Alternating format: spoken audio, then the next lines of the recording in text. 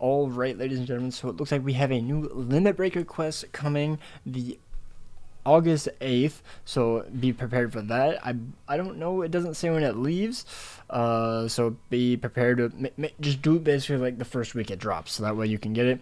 Basically what it looks like is it's going to cost no soul tickets. Before I get too far into the video, I do want to say that these stages are very difficult.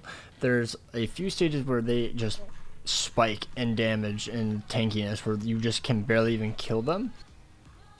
Okay, well right here they kind of tease it. So right here it shows, like, look at the drastic spike in stages 6, 7, and then probably 8 and 9. There's just a few stages where they just become absolutely like insane to kill. Like it literally takes over like a minute to beat each stage unless you have like a max transcended character like 680 Aizen or Yamamoto or something.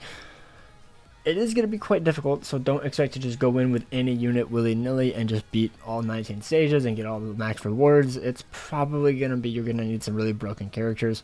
And honestly, I think Ichigo is going to be an absolutely outstanding one. I'll be going over the team that you could probably bring in and that should do really well. So, enjoy. Put your strongest favorite characters in their team and see how far they can make it. Sadly, you can't actually do that. You kind of need some sort of limitations, so they're going to put certain rules in it. They have increased the number of orders from 12 to 19, making it to stage 19 will earn you even more rewards than before. To make the quest easy to attempt with a variety of characters, we will no longer be setting rules in slot 3 that increase damage. We will also be reducing the stamina of enemies that appear in the stages for slot 3. This will increase the strategies that can be used and allow more characters to take part in the quest.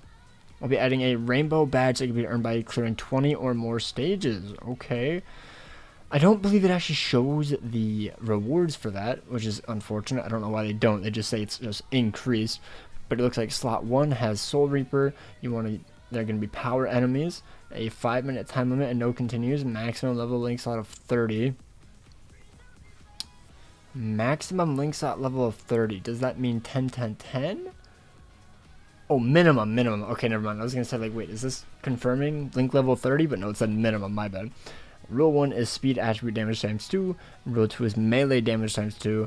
Rule 3 is killer effect times 2. And then Rule 4 is freeze. Okay. The slot 2 is no affiliation power. No affiliation power. I don't even know who that would be. It's probably very blatantly obvious, but I can't think of any. Same general rules. Rule 1 is melee damage times 2. Killer effect times 5. Oh, is this Ichigo? Is he no affiliation? I can't remember. And then we have a hollow.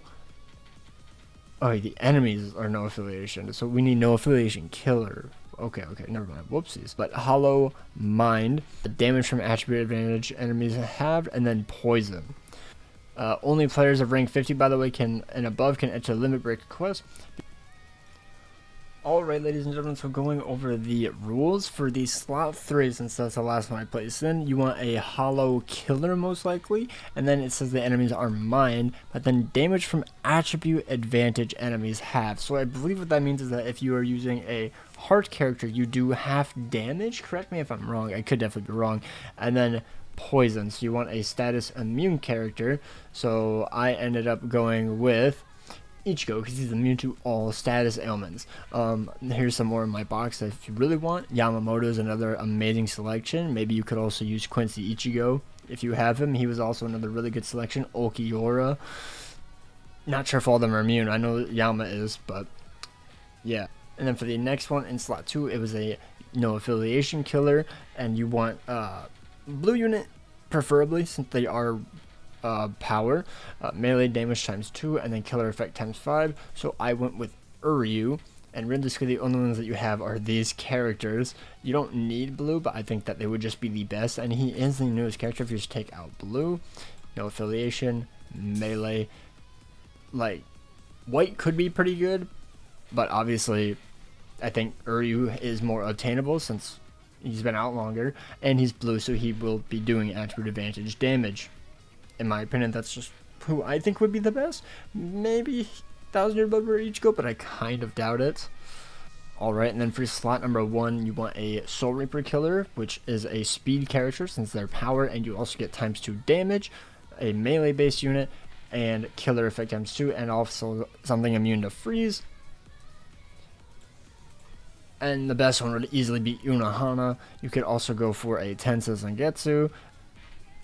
That honestly looks like those are the only two options. I mean, let's see, if you don't go speed, what can you have? You could have white. Unless that's just because he's a Link, but no, that's not what that is. Maybe Toshiro. But then they do more damage to you. Yeah, honestly, it's literally like only Unohana. I think that this might be one of the best teams, but either way, that is realistically all the news for that. Something super small, but I just wanted to get that out for you guys. Hope you guys enjoyed. Hit that like button, subscribe if you're new. Hope you guys have an absolutely amazing day, and peace out.